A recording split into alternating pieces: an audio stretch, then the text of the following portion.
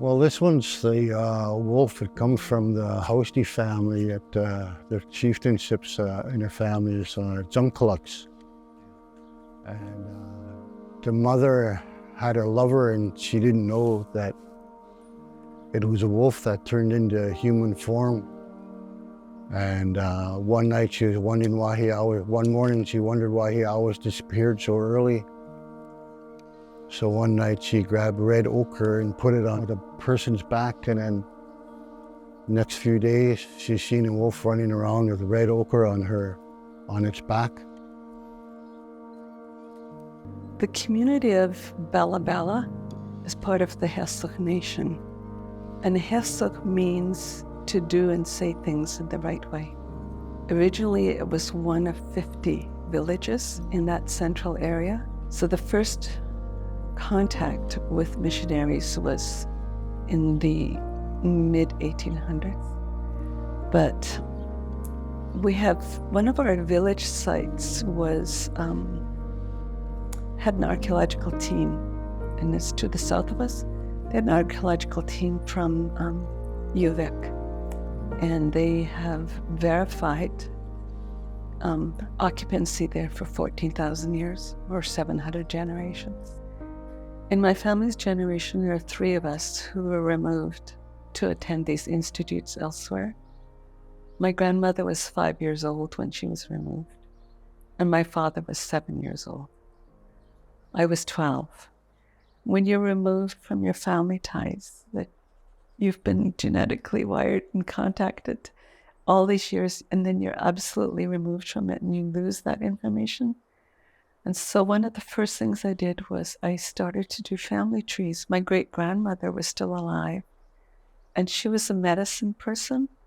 And so I thought, I want to do her family tree just so I can understand who I'm related to. So I did. It took me 6 months because she had 22 children. And when she died, she was 96. I ended up with a book of her family tree, and this is part of healing, and distributed it to her surviving children. And then after the feast, all of these families came to me and said, would you do our family tree? Nobody knew any of their family connections anymore.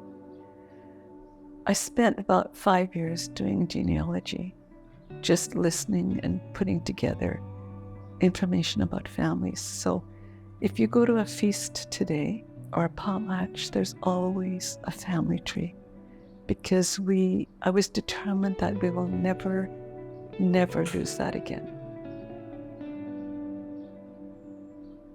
So there's a lot of customs that we did that we don't do nowadays, but our chiefs and elders want us to bring back the old ways, and we're slowly doing that now.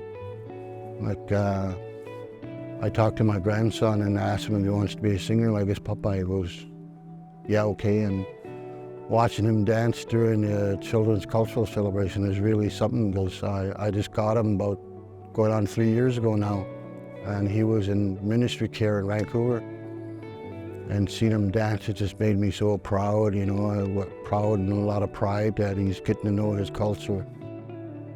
This is our big house. This first big house we've had in over 120 years. Because this place isn't only for ceremonies, like we have other stuff that happens here, and some people really enjoy it. It's really good medicine for them, especially when we have our children come out. I was the lead painter for the front of the big house. That design that's on it was done by Larry Campbell, and a lot of emotions were going through it, not only myself but the other painters, about what we were doing. And I just kept thinking about all our elders that passed on that wanted to see this. This was their dream, and to see it come to life, it was really emotional. I didn't know whether to be, I was happy and sad at the same time, and just seeing it come together, wishing they were all here, because they were our teachers when we first started learning about our culture. We have local control of education, so we're able to offer to grade 12 with an independent band school. And we also have a community college that I started 45 years ago. And I started it because I realized that with the legacy of residential school institutes, that we had a high dropout rate before we took over control. Our dropout rate was 98%. And it was a healthy response to an unhealthy situation. And so I knew then that when we had local control, that we had a huge capacity that we could offer second-time learning or skills training. So I started a little community college, which is still in effect. And in my 40 years of teaching there, we graduated 700 students.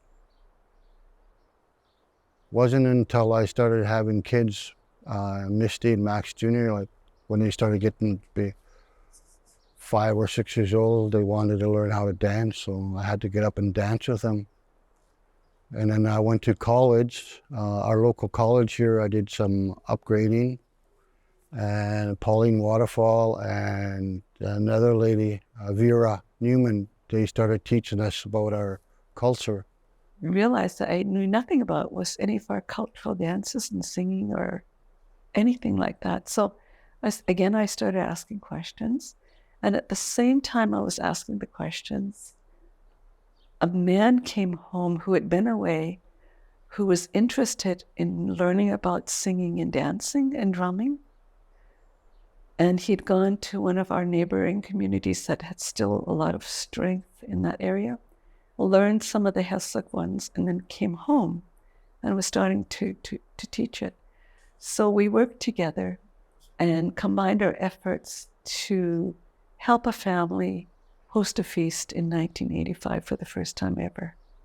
A potlatch, And it was amazing. Part of our healing is through our culture.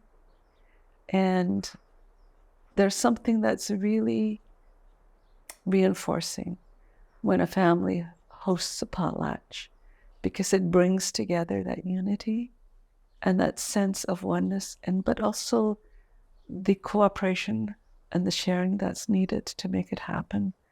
The need to investigate one's nuyim and document it and draw from that.